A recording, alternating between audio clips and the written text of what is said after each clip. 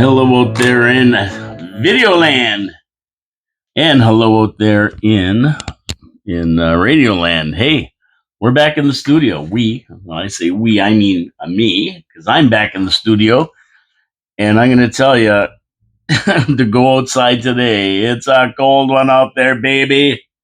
Yeah, bundle up. I got my hat, I got my headphone, I got everything on today, believe me. And I got my nice little I don't give a rat's ass shirt on. Yeah, that's right, because we're talking about the budget. And I don't care what they tell me, they're not going to convince me we can't cut this down a lot, maybe to zero. But anyway, we're going to get into that today. Welcome to the show, everybody, to the viewers, to the listeners. Of course, my name is Paul K. Lemire. This is Your City, Your Voice, coming to you live from downtown Niagara Falls, Ontario, Canada, in the studios of 4680Q. It's always good to be back in the studio. I like being back in the studio with the big windows and everything. It's awesome. It's beautiful. Yeah. So here we are. And of course, like I said, today is City Budget Day. That's right. City Budget Day, the day when council sits down and we hopefully, use the term loosely, because we hopefully they wrestle with the operations budget to see if they can deliver a zero budget or the 5.5% the mayor has put on the table, or somewhere in between. So, are they going to cut anything?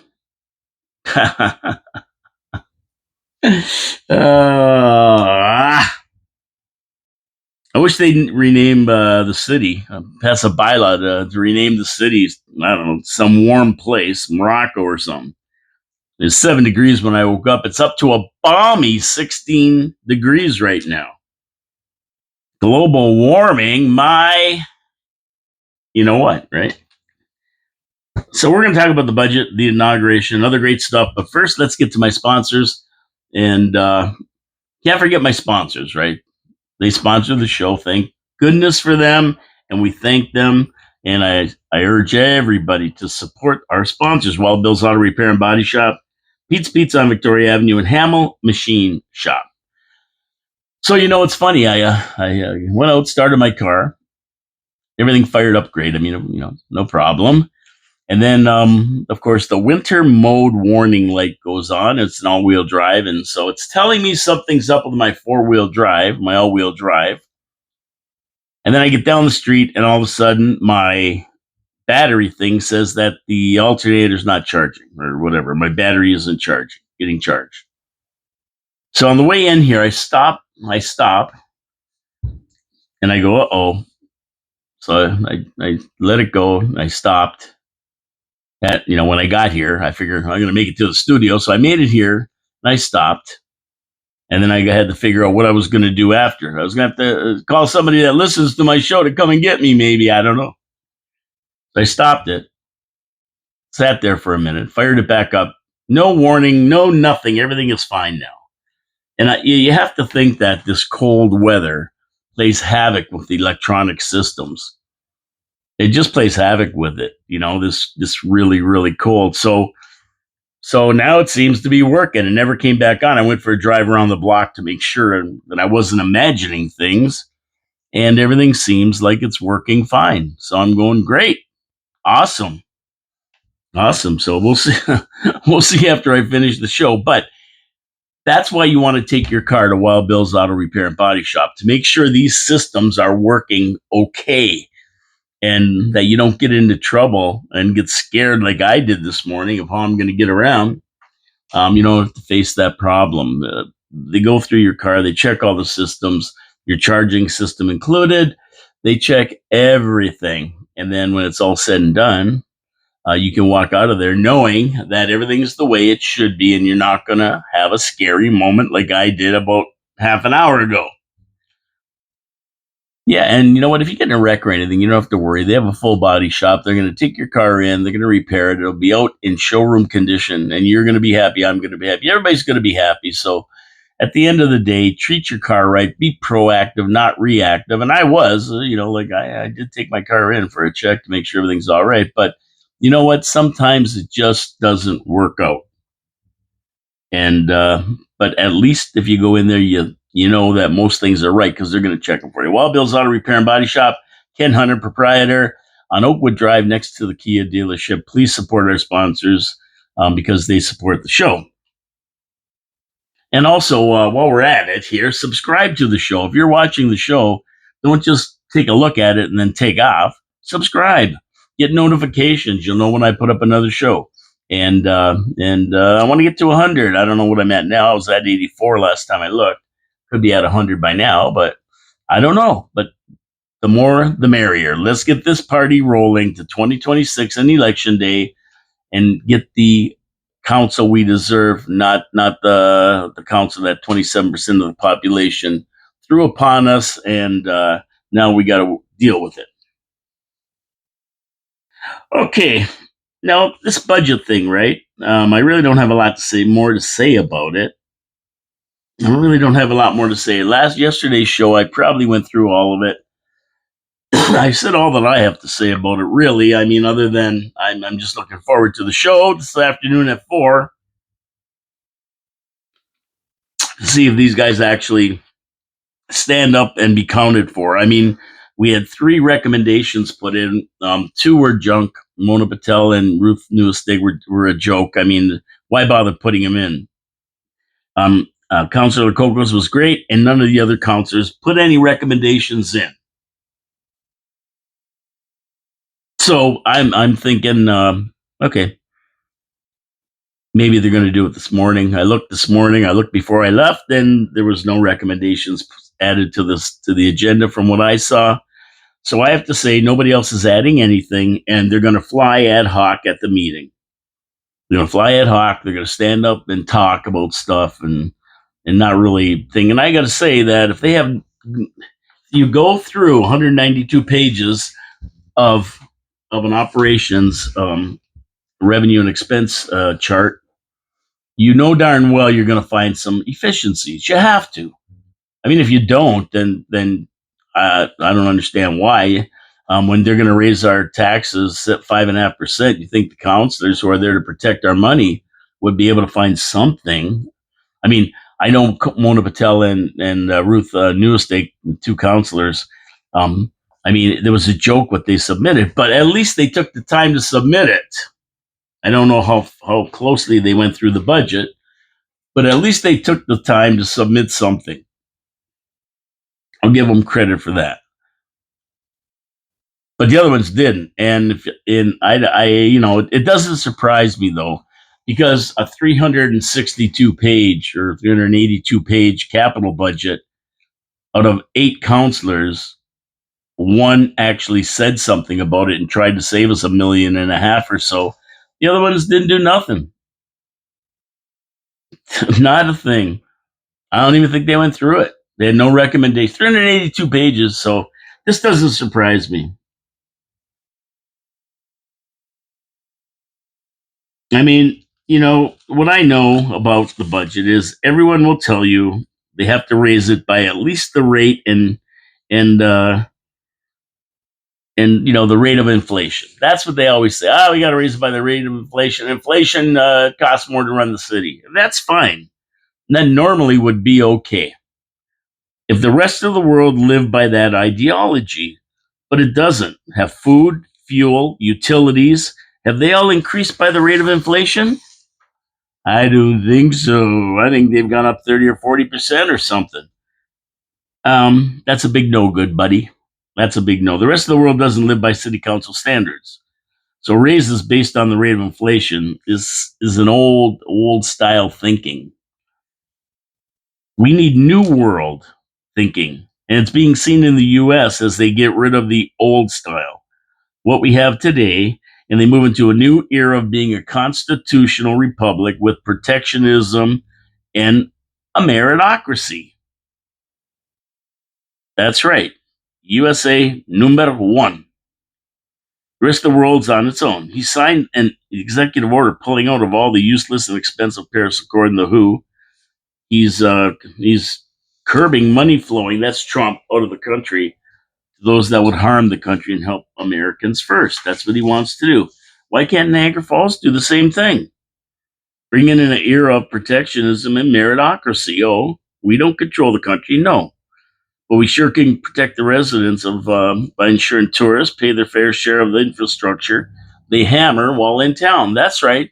They use everything we use, and they don't pay anything for it. $2. That seem fair? 13 million people wandering around the city, and when they get a room, they pay $2. If they don't get a room, they pay zero. How about doubling the mat tax, the one they were arguing about the other night? What could it hurt? We see a drastic decline in tourists can always be lowered. All the numbers you were looking at and hearing about today are just entries in a ledger. The predictions that can be, and usually are changed at the will of council. Case in fact, in 2023, they approved a capital budget of around 65 million, but spent 75, 10 million more than they approved.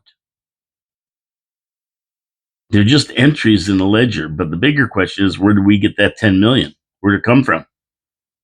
You just randomly spend as they wanted. So when you look at this paper while you're watching the show this afternoon, always remember these are just entries in a ledger. That's all they are. They're guesstimates at best. Now, some of the expenses they know how much people are getting paid and what the salaries are going to be, and have an idea of what they're going to be more than next year.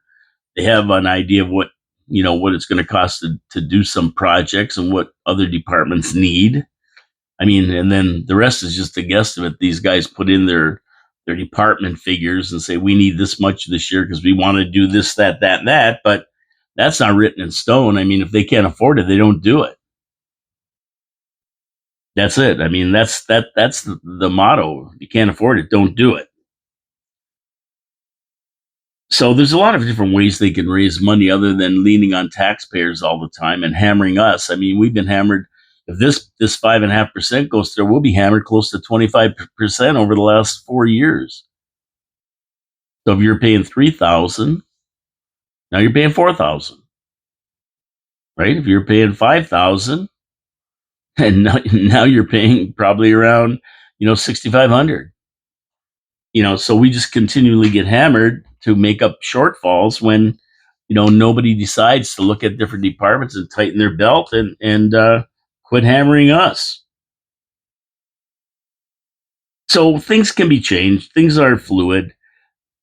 There are things that have to be paid for. I mean, we can't get out of contracts that we have with city workers or firemen or anything else that has a union, of course, because the unions are the strongest. But there's other things that we can do to offset these things. Like there's that 10 million they spent over and above the capital budget they approved. Where'd that money come from? Why can't it go to to taxes? I mean, we have a lot of money in Niagara Falls, enough to give you a zero increase this year. And I'm not just making that up. That's a fact. That's a fact. Now, everybody's going to say the rate of inflation. Oh, we can't do that. They're going to give you these stories. But that means nothing when you look at the numbers. All that is just so they can quantify and qualify and justify a rate change, a rate increase. That's all it is. They have to justify it. If they just said 5.5% and we'll see you later, residents, you think how long do you think they'd be on council? So they go to staff, they justify it, and they come back with nonsense. But that doesn't mean it's true or it's right. Right? The bean counters are going to paint a picture of doom and gloom if we don't raise taxes. You know that. But my question is, have you ever seen them start at zero? No, they always start at 10%, 7 or 8% or whatever. Have you ever seen them start at zero? And then come to city council and say, well, we started at zero, but we need another million, so we have to raise it 1%. We figure if we raise it 1%, we'll be okay. It never happens that way. It never happens that way. Like Jimmy started at 7.6%, and now we're down to 5.5%. It's a game. It's a game, and And I don't think anybody in the city, staff or council, is interested in trying to get it to zero. They get it to what they think you can swallow. That's it. They figure you can swallow 5.5%. That's it. It's not, and then that's what they drop on you. If they thought you wouldn't stand for anything, then they'd have to rethink the way they think. But they don't. It's a game. I mean, there really should be a bylaw. If you ask me, I think there should be a bylaw that says they have to come in with a balanced budget every year. That's the bylaw. You cannot come to council with any increase. And if you need an increase, truly need an increase, then it's got to be a unanimous decision by council to allow it. Even if one council member says no, it doesn't happen. Seriously, that's what we have to do. It's got to be a bylaw. How do we achieve this? Well, I mean, you just definitely have to look at your most expensive departments first and find efficiencies. And I'm not talking about the fire chief being asked to find $50,000 of savings. I mean, if he wants to make you happy, he can do that in 2 seconds. It's irrelevant. $50,000 is nothing on a $30 million budget. We have to put these in perspective. These numbers. Somebody asks the fire chief for 50,000 of savings. That's nothing. Why bother? It's so little. It's this ridiculous task. It's not going to do anything for your percentage. It's not going to drop the percentage down by anything. I mean, you figure if it's $1 million for every point, $50,000 is like it's pocket change. It's pocket change in $30 million. You got to ask for more. You got to ask for 2 or 3 million. Now you're talking. Fire chief, we want to see savings of 2 or 3 million. He's going to come back and say he can't do it. Okay, if you can't do it, we'll do it for you. How about that? Or we'll find another chief that can do it. I mean, this is the kind of pressure you got to put on these guys. You can't hold them above anything else. So you hire a third party and you send them in there to find it. Where can we save this much money? And I went through a lot of it yesterday. And I'm not picking on the fire department. I mean, I understand how valuable they are and the job that they do. But every municipality in Ontario is saying the same thing. It's out of control. And they've got to find a way to stop it. But you know what? They keep saying that, but they never do it. And until somebody does it, have you ever heard of the toe in the ocean formula? Where nobody goes in the water. They're all, the water's, I don't know if it's cold or whatever. And finally, somebody puts their toe in and says, oh, this water's nice. And they wander out into the ocean and flop around swimming. And then another one does. And then everybody does. Then everybody's out there. And that's kind of what it's like here. Nobody wants a challenge the fire department, but it's got to start somewhere. And if it was our city council, it's our city council. Or we wait around and let somebody else take the plunge. And if the water's fine, we all jump in.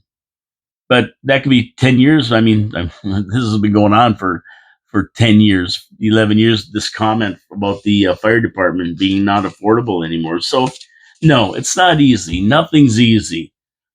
What good comes from anything that's easy? It's always hard. But, I mean, counselors have to really get involved, read the budget, and they got to look. They got to understand it and look for efficiencies. That's what's got to happen. That's what we want to happen, you and I, right? So, they can save the excuses for a rainy day. I mean, they give you all the excuses. Save for a rainy day. What happens if the casino revenue goes to zero next year? We can only spend that money on certain things. Okay. That's the excuses, but nobody says they'll do it. And why don't we just deal with the problems as we go along? Dump that casino money, bring it up to that 20 million where it should be. Like we just got the report on how much we got this year. It was around 20 million instead of 14 million. Make it 20. take the budget down to zero, and whatever comes along, we will deal with it. We'll deal with it. Do it for 1 year. And if it doesn't work out, then we go back to 14 million. But I guarantee you it'll work out. We got lots of money floating around. We have lots of money in this city. I mean, it's a new era. We see Trump get in there, and he's throwing out DEI. He's throwing out a lot of things. He's getting rid of a lot of the nonsense, and it's time to change. I mean, after all, what was the casino money intended for? I don't think there's any provincial laws as to what we can do with it. Yeah, the city set a bunch of rules, 5 rules, 5 demandments of how they want to deal with it. But I don't think those things are laws. And if they're bylaws, well, that's fine. You can change them at the drop of a hat. Just have a vote, change bylaws. So, I mean, the casino revenue is meant to help everybody in Niagara Falls, to help us have better roads, lower taxes, and everything else. So when times are bad, and they are, you just look around. Do you think things are good right now? No, they're not good for anybody. And you can talk all you want, but if council can't understand that what has to be done, then we have to get people in those seats that do understand and will work towards balanced budgets. And like I say, 3 people submitted recommendations. 2 that were, well, to be accurate, a joke. 4 councilors are going to play it by ear at the meeting, if they even went through the budget. And I know Victor Pierangelo will go through the budget, but Victor is a tax and spend kind of guy. We see him wanting to spend 13 million on a trail we don't need and justifying it, saying that people say they want it. No, we don't. No, forget about it. He'll have something to say, but it'll never be in our favor. It'll never be in our favor. It'll always be trying to mollify. Is that the right word? Trying to appease everybody, just trying to shut them up. Hey, we'll drop it by another percent somehow, and that'll be good enough for the guys out there. 4.5% instead of 5.5%. We're heroes. We cut it by 1%. Way to go! They'll pat everybody on the back. They'll pat each other on the back, and that'll be the end of 2025 budget. And then we live through it as we watch our taxes go up again. Right, but we're not going to see him even mention a zero increase. None of them will. Not one of them will. And that includes Councillor Lococo, because they believe that it's got to go up by the rate of inflation. That's their mantra. You're not going to change their mind. That they believe that has to happen. I don't know. I don't know what to tell them, because the money's there. They just have to step up to the plate. And the bottom line is, if they won't do it, the only thing you can do is get people who will. That's all I can tell you. Got an election coming up. Now, yesterday I gave my comments, and Wheels was supposed to be in the studio, but he couldn't get in. But he did email me some comments that I got too late to get on the show. Now, I'm going to just read it as he sent it, and I'm going to try to interpret it, because it's pretty wild. It says continuity from year on year, public engagement survey about what is most important, i.e. infrastructure, etc. Pretty consistent from 2023, 2024 to 2025, although the priorities of the public on how much public should pay for services. I expect at least 50% user fee going forward. So they're going to raise the user fees to 50%. That's what he expects. Note 2025 priorities are sensible. Number 1, road, streets. We heard 2025 infrastructure. Other priorities: number 2, water, sewer, and storm infrastructure. Number 3, affordable housing, bridges. Number 4, funding to assist with homelessness and drug addiction. These are the priorities, I guess. Number 5, number 6, fire stations. Number 7, and energy efficiency. Number 8, park and trail development. Number 9, climate change mitigation and protection. Number 10, athletic fields. Number 11, arenas. I guess that's what he feels are the priorities, or what he, what he heard city council say are priorities. Are we in the mess we are in because council has kicked the can down the road and now must face the music? They have reduced fleet renewal by 5%. The fleet is already well overdue, and that is why it is such a cost now. That 5% will be used up in repair of older vehicles. No savings in the long run. They spent $14 million last year on new vehicles, so that was in the capital budget, and we saw the capital budget reduced by about that much this year because they don't have to go and buy all these new vehicles. Although in the capital budget was included 1.2 million for a new rescue truck for the fire department and a couple of other goodies. Oh, efforts to balance the budget as if the city does not have OLG revenue is a good thing. So he says trying to balance the budget without OLG revenue is a good thing. So they shouldn't even take into account any of it. The city can then use the OLG fund for non-important and vital improvements. This will take about 10 years. It may make it possible to raise taxes only in line with the cost of living, 3.9%. Where have I heard that before? I'm telling you, everybody runs on this. But the cost of living hasn't gone up 3.9%. It's gone up a hell of a lot more than that. Just ask your neighbor. Maintaining current services and keeping taxes as low as possible, like zero. Therefore, use OLG money for the extra but not essential improvements of the city. Okay, that's his recommendation. New realities. The increasing cost of cleaning up the mess caused by the homeless, mental health, and addicted persons is a rising cost. The cost will continue to rise, which takes resources away from other areas. Okay, Councilor Newestake's recommendation number 6 is pie in the sky, needless work for staff, i.e. direct staff to find 160K in savings. So he thinks, excuse me, it's cold weather gives me the hums. So he thinks they should just forget about that. Patel amendments, so Councilor Patel's amendments are not useful. Councilor Lococo's proposal was professional and should have due consideration. Note the research she must have done to come up with this. And I agree with him 100% on that one. I agree 100% on that one. And he says our city's behind in cybersecurity and new modern software, possibly because they kicked the can down the road previously. These expenses are unavoidable and necessary.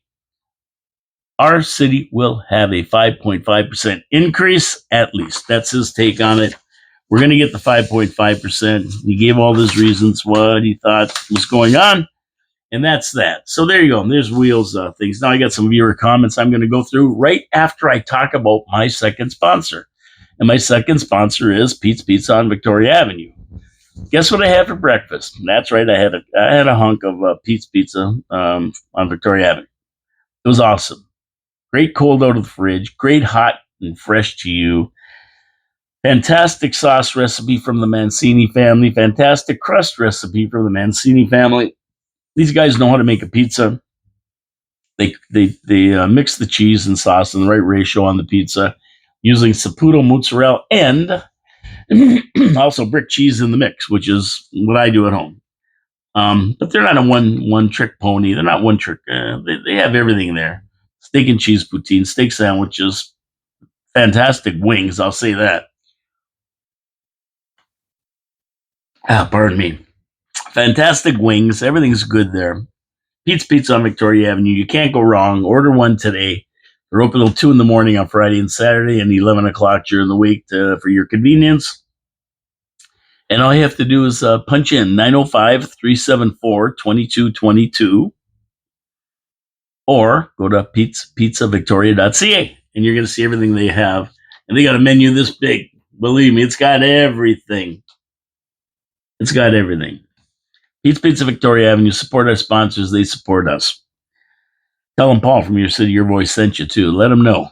Let them know you're listening to the show. And then that rhymes. I'm a poet and I didn't know it. Now over to viewer comments. There were a few comments on yesterday's show about the budget. And here they are. So yeah, people watched it. I don't know how many. I forgot to look at the views. I watched it again. It was so entertaining. And I do watch my own shows, everybody. I try to watch some of them, not all of them, but I try to watch some of them just to make sure that I'm getting points across and I'm not talking and to see what kind of lawsuits I'm going to have against me. Oh, yowza. Ah. At 81 Slick, my buddy Gary. Welcome back, Mr. President Trump. It's a glorious day, and it is a glorious day yesterday and today, and we're still celebrating. He's signing so many executive orders. I'll talk about that later a little bit. At 881 Slick again. Lori Lococo for mayor. She truly is the best for the job. At least she puts the people of this city first. And I will add to that, she does make the effort. She does make the effort. At the Iceman 69, the Niagara Falls Fire Department is a composite department with 130 full-time firefighters in the urban areas and 104 volunteers responding in the rural areas. Okay, thank you for that information, Iceman. I wasn't sure how many there were. So we have 103 full-time permanent, and then we have 104 volunteers. So, or 130 full-time permanent, I should say. So I think somebody's got to go in there and look at those numbers. Look at those numbers. You know that 1.5% of all their calls are fire calls. 98.5% are other kinds of calls.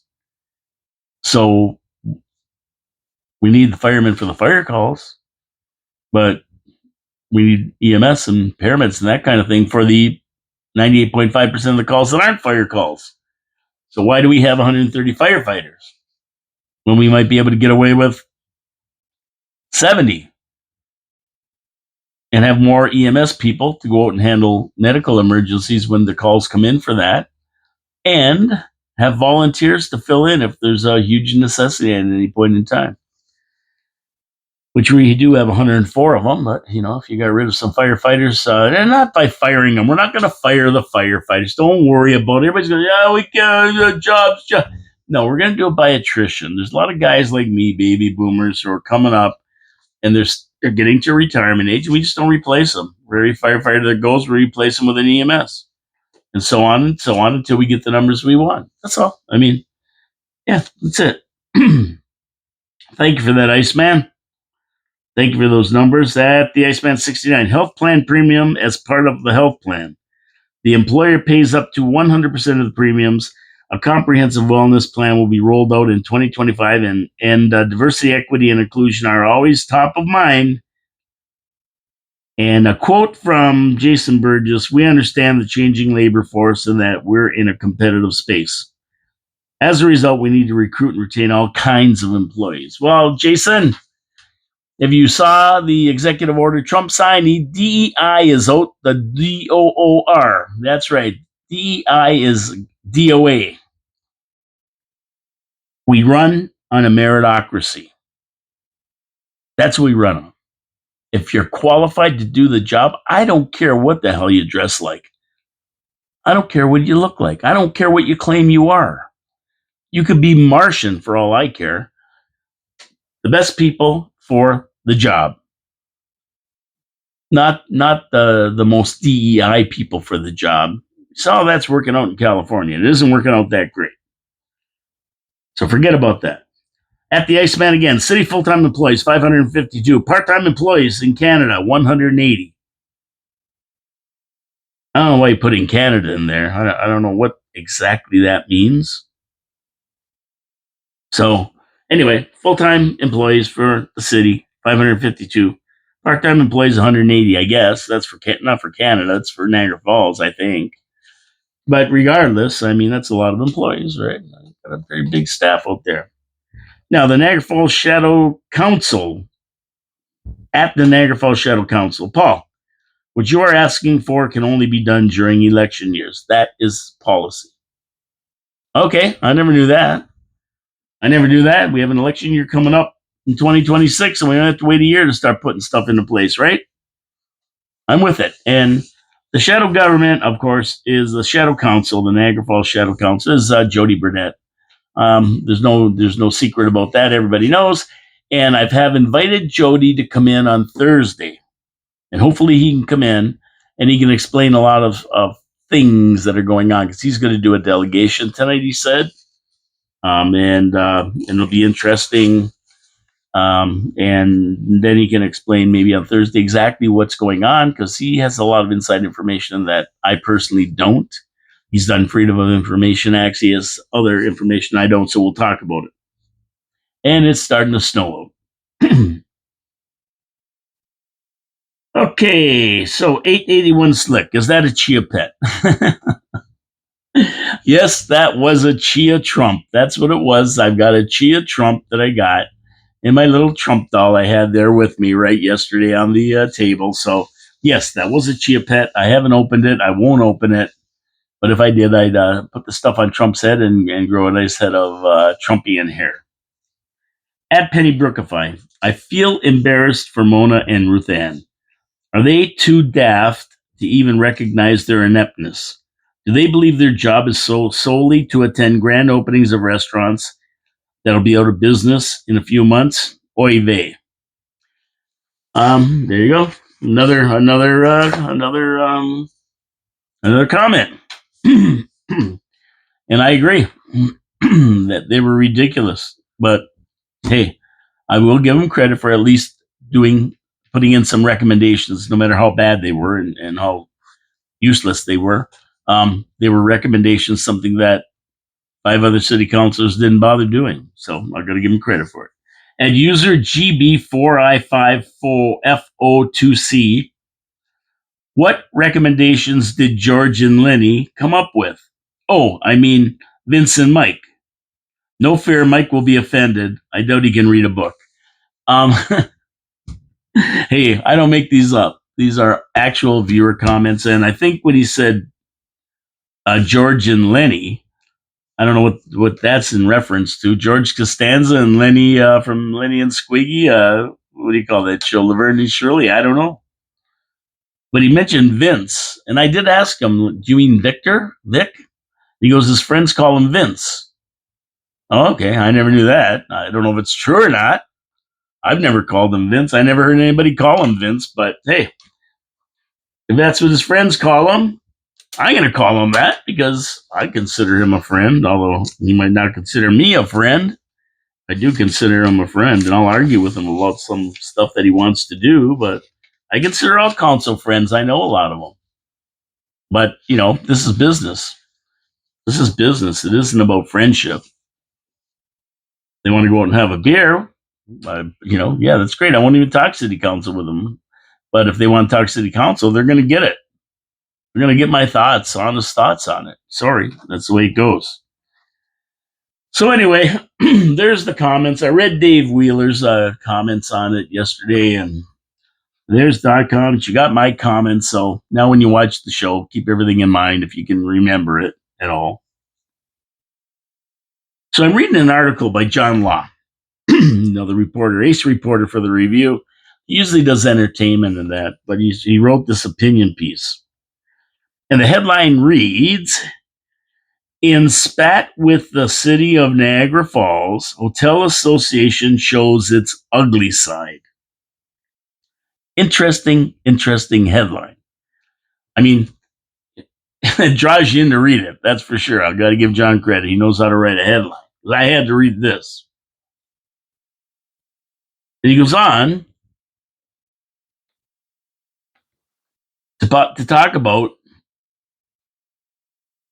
and say that the city would be ill-advised to engage in a battle with basically the only industry we have left that generates so much tax dollars.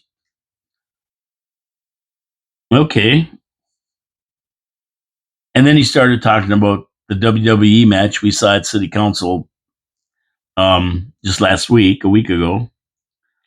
And when the Weasel, Doug Burrell, the mouthpiece and bum boy for the Hotel Association, hailing from the Falls Rear of Niagara Falls against the Big Show and the Penguin, we saw that WWE match go down in the City Council meeting, and they hail from City Hall, Niagara Falls. It was a slobber knocker. John's right.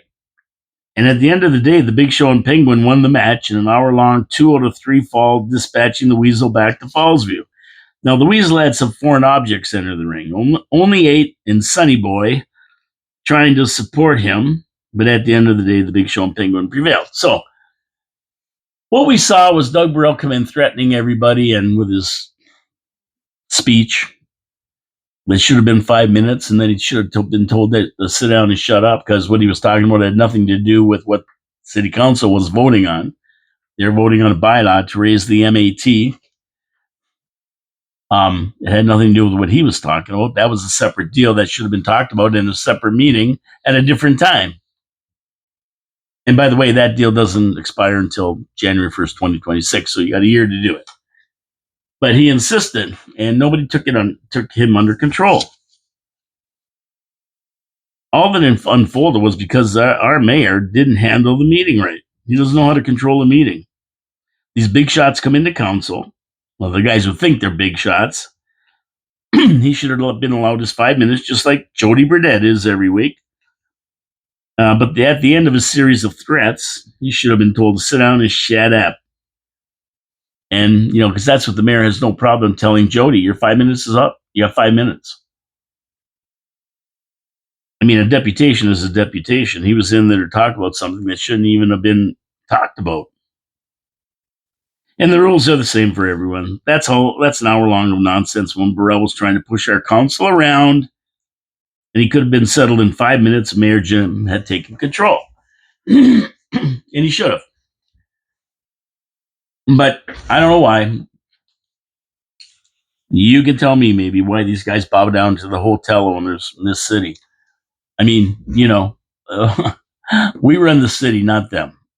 And they got to get that straight. But I think they've been given a lot of leeway a lot of times, and given a lot of things a lot of times.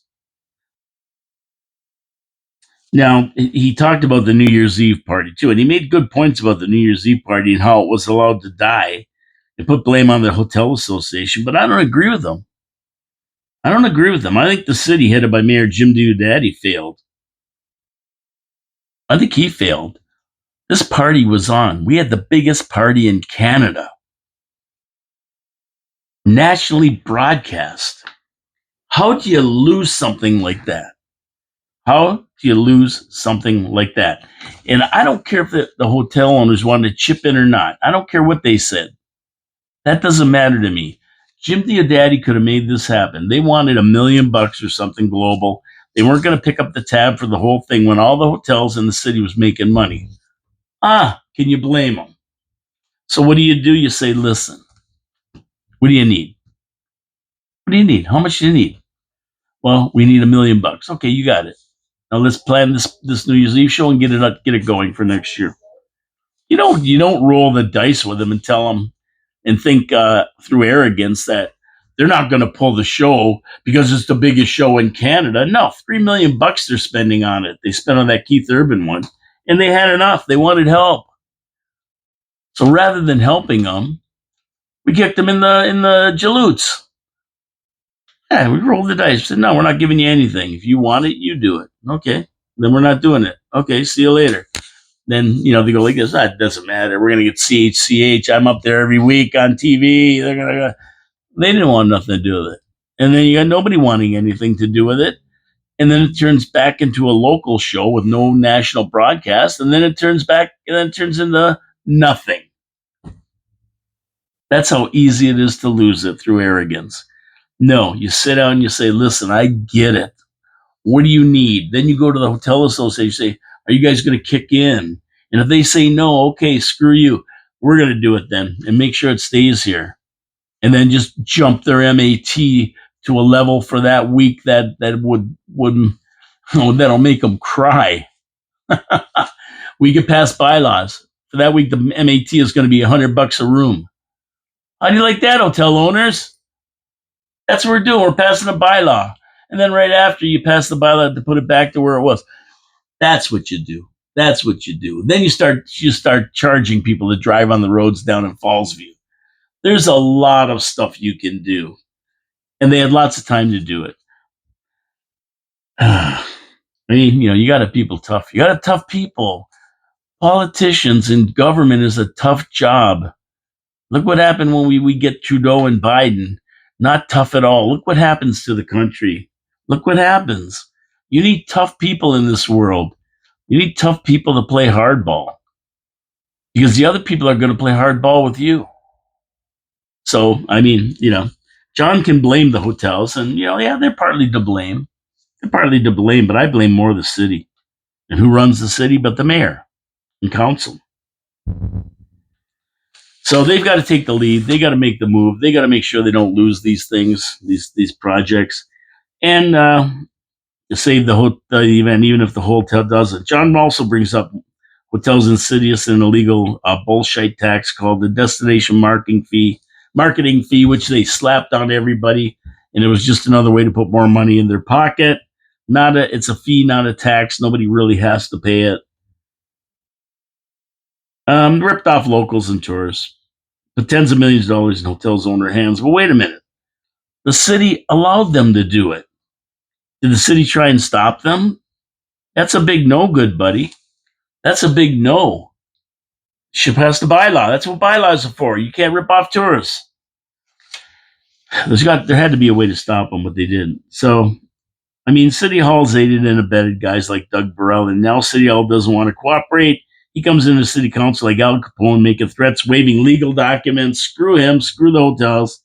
They've been ripping off tourists for locals alike for a century now. And with City Hall complicit in it all, they're there aiding and abetting. It's time for City Hall to take back control of the tourist industry. John Law said it best. Think about how ridiculous that is. Going to court to fight a bylaw that will make you more money. And I agree. But the bottom line is Burrell should have read the statement and then been told to sit down. No discussion since he wasn't there. What he was there for had nothing to do with the city council meeting or amending of the bylaw as far as how much to charge for the MAT. Doug's, the Weasel, his complaint was for another meeting at another time. End of story. That's it. Thanks to John Law for the great opinion piece. I agree with a lot of it. Some of it I didn't.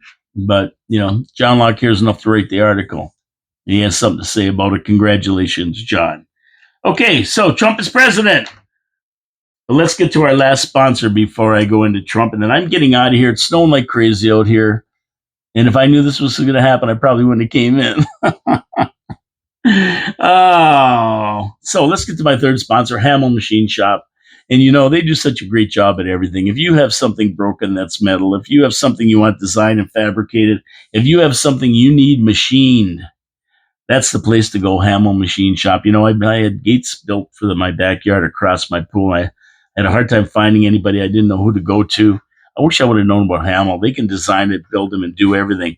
Plus, anything you have that's broke, that's metal, they can weld it up, fix it, make it look like new. They can fabricate parts if they can't fix it.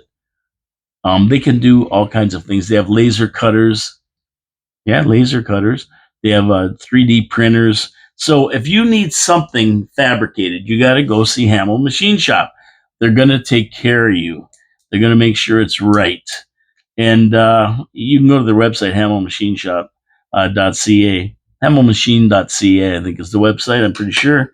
And you can see all the different things they do. They have some great pictures. They've done some spectacular stuff for the local wineries. And I know they do a lot of work for the city.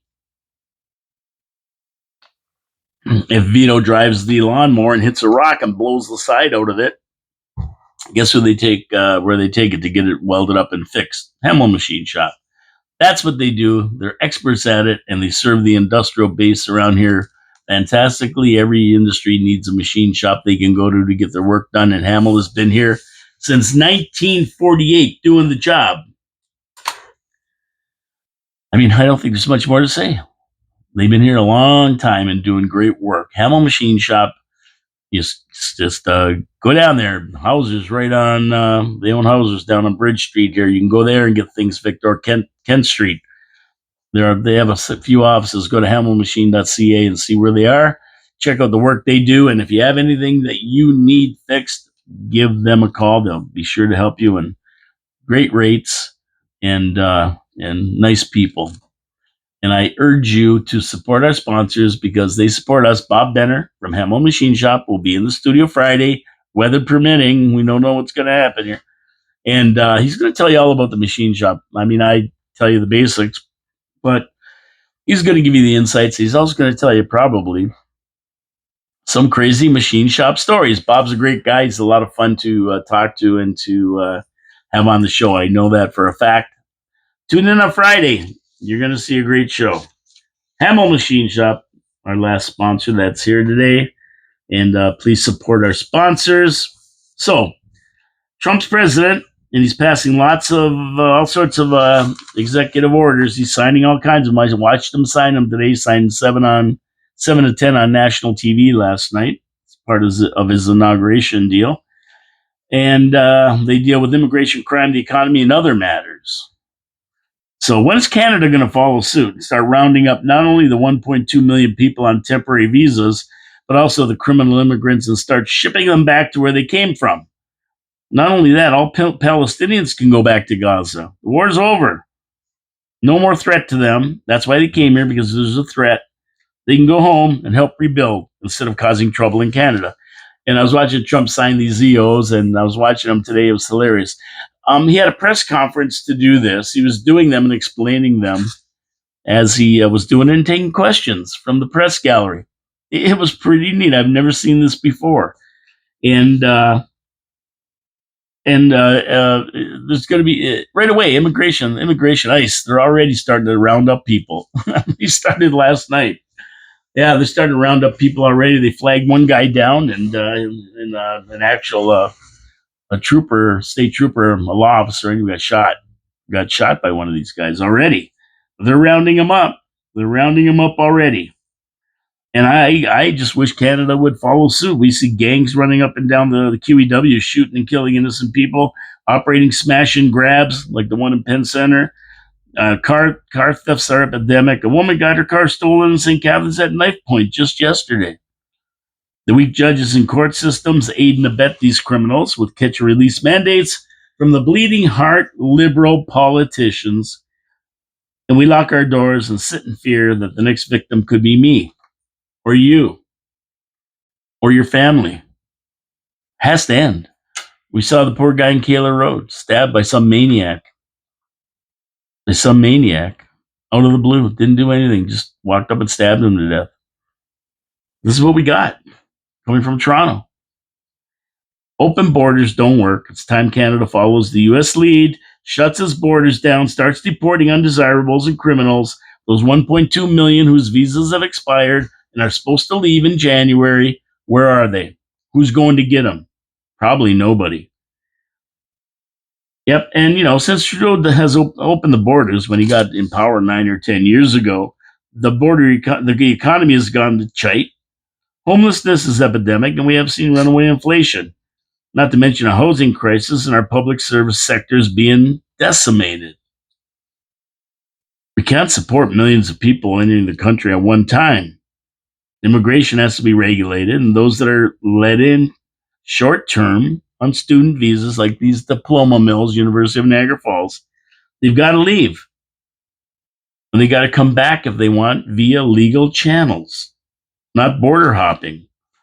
We can't tolerate people that come here and bring their morals and values with them. They do not understand the way of life in Canada, and they don't want to assimilate.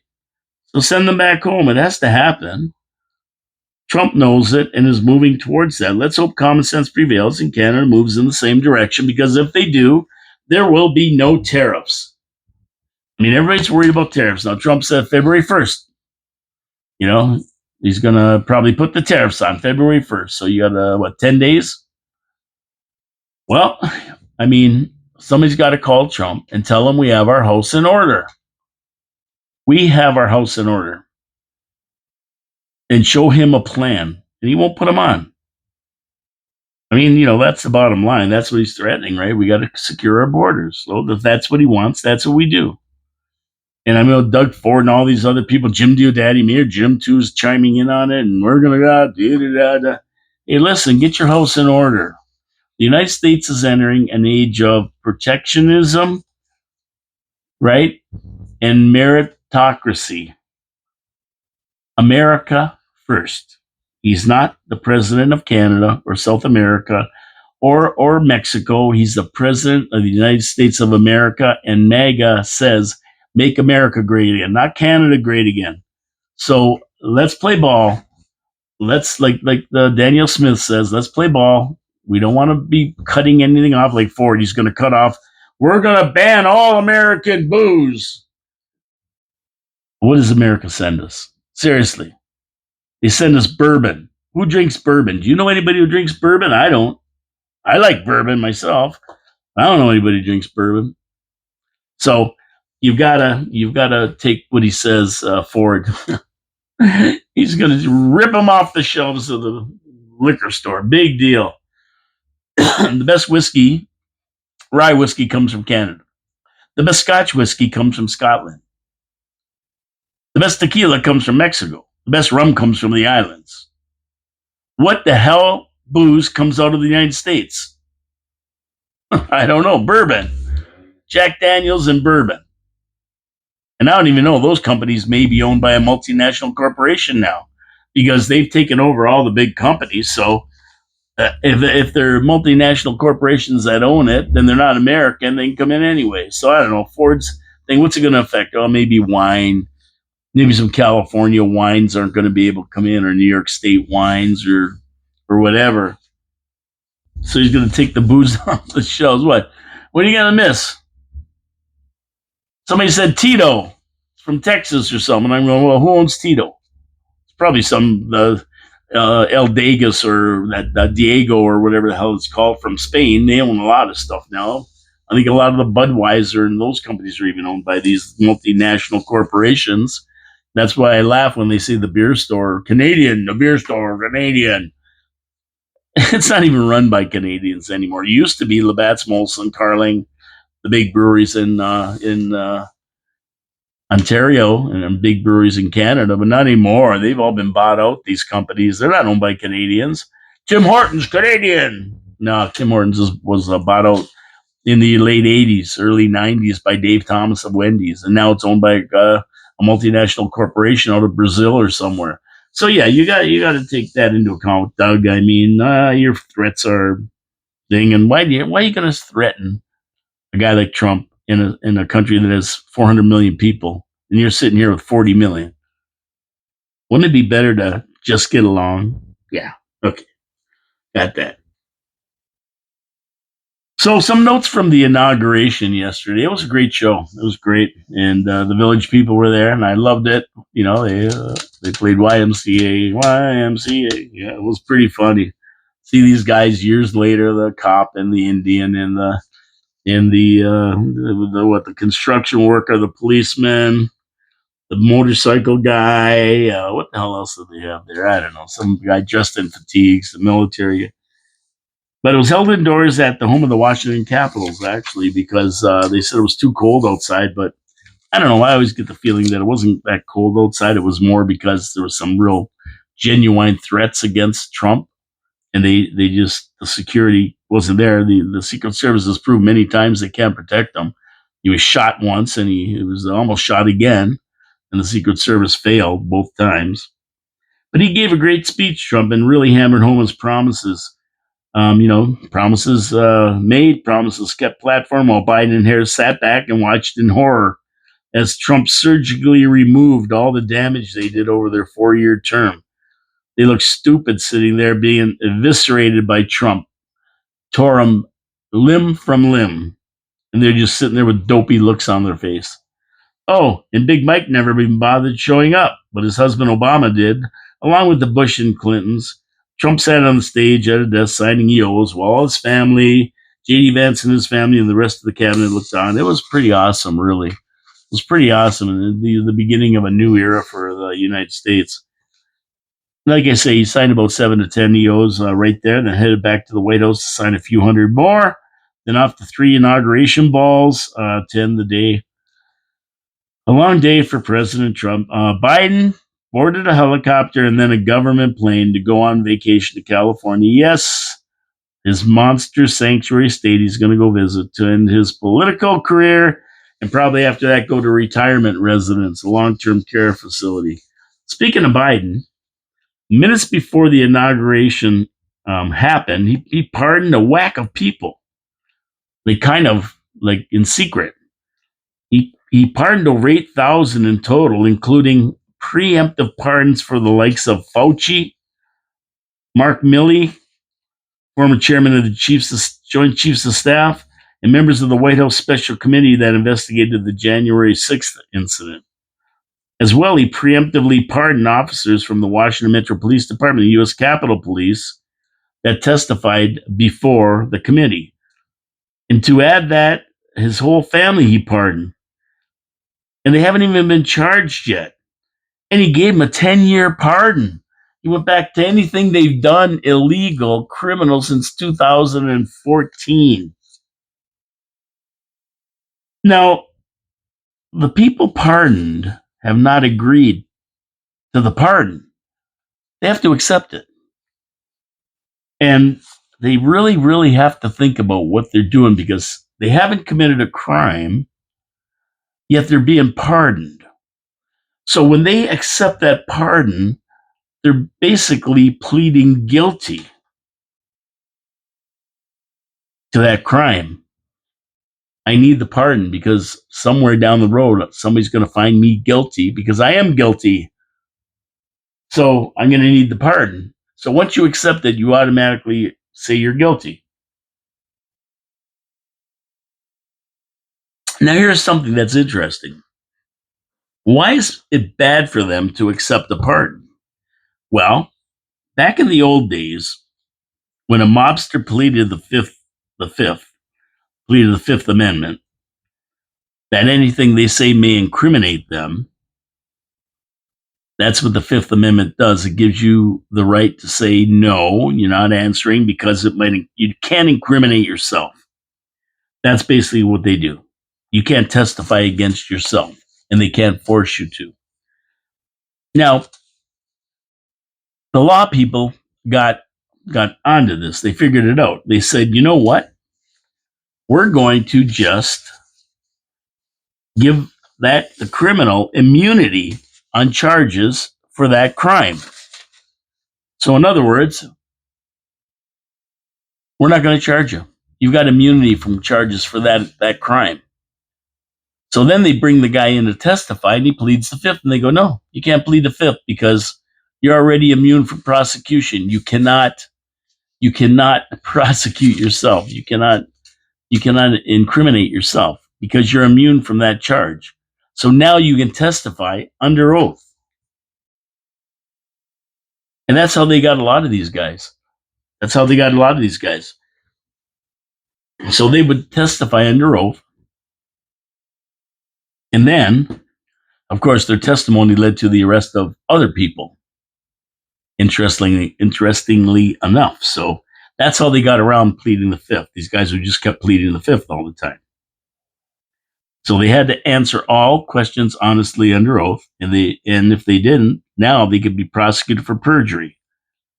They were between a rock and a hard place once these lawmen foisted this strategy on them. So this is what taking a pardon could lead to for everyone that accepts a pardon.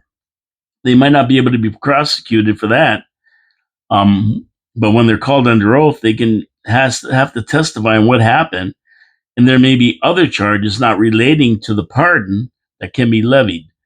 In the case of Miley, the pardon may not even cover a military court-martial. So there's that. Oh, and don't forget this. Whenever anybody signs anything, they have to be of sound mind, know what they're doing. Well, there's a couple of cases that have been proven where Biden signed things and he didn't even know what he was signing.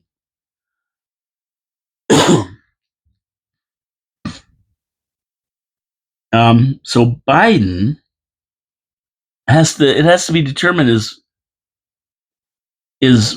was he of sound mind when he signed these pardons? Did he know what he was signing? Maybe in some cases he didn't. He pardoned over 8,000 people, criminals in jail, and everything else. So that might come into play. So I guess it's not over until Trump says it's over for these people. Let's see what transpires in the coming months. It's going to be an interesting year coming up, to say the least, for 2025. And we have to watch out for all this stuff. It's going to be interesting to see what happens when all this comes down the pipe. Trump's not playing games with these guys, and he's not playing games with anybody, to be honest with you. He's going to do what he says he's going to do unless people get their act together. And not to be outdone by Biden. I mean, Trump pardoned 1,500 people that were indicted Yeah, in on the January the 6th charges. He pardoned them all, and I think there's six that sentences are commuted for now until he investigates them a little bit further to see exactly what their role is and whether they should have a commuted sentence or be totally pardoned. So he's looking at six people right now for that. So he's done his own pardons. He's been doing his own to get rid of these guys because January the 6th was a joke, and there was a lot of people arrested for no reason. Anyway, that's that. The inauguration's over. City council meeting tonight, budget meeting. Can't wait to see it. This video will be on by about 3 o'clock. That's it for today's show. See you tomorrow with Absolutely, and Thursday with Straight Talk Thursday, and hopefully Jody Burdett can come in, and we're going to talk more budget and talk turkey about city council. And Friday with a special Meet the Owner show when my sponsor, Hamel Machine Shop owner Bob Benner, comes into the studio to talk shop, so to speak, and Tales from the Machine Shop. I'm sure he's got a lot of stories to tell. Should be a fun way to end the week. Tune in. Thank you for tuning in today. Subscribe. Give me the thumbs up, thumbs down. Leave comments. We always talk about them. Support our sponsors, Wild Bill's Auto Repair and Body Shop, Pete's Pizza on Victoria Avenue, and Hamel Machine Shop, of course. We thank you for supporting the show. We thank you for supporting sponsors. And we will see you tomorrow with Absolutely for all you Hab fans. If not, Thursday with Jody Burdett, hopefully. And we're going to go over some more stuff and definitely talk about what transpires today at the city council meeting. And I'm going to have lots to say about it, whether Jody's here or not. Have a great day, everybody. God bless you all. Ciao, ciao for now. We will see you either tomorrow if you're a Habs fan or Thursday if you're just a Your City, Your Voice fan. See you later. Take care.